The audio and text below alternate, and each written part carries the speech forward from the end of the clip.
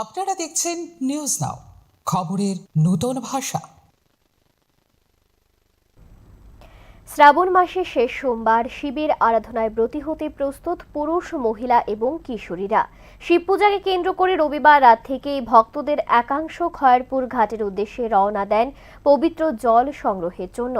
রাত বাড়ার সঙ্গে সঙ্গে খয়েরপুর ঘাটের পথে ভক্তদের ভিড় বাড়তে থাকে।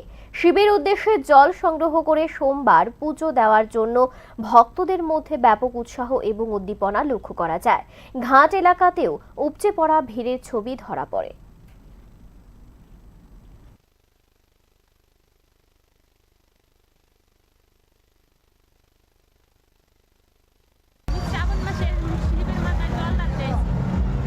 জল করছো, স্নান পূজা প্রত্যেকবারই আসা হয়।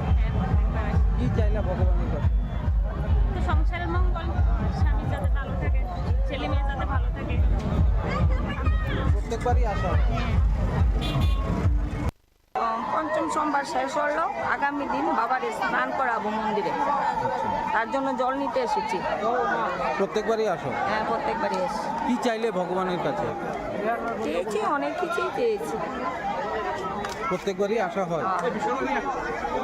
কোথায় বাড়ি? কোত্থেকে আসলে? প্রতাপগড়, সুভাষনগর, মনসা বাড়ি। শ্রাবণ মাসে প্রত্যেকবারই আসা হয়, শিবের মাথায় জল ঢালি। এই বছর হয়েছে। কই গেছো জল আনতে? কই গেছো? বিজয়ীর সঙ্গে ওইখান থেকে। কি চাইলা ভগবানের কাছে?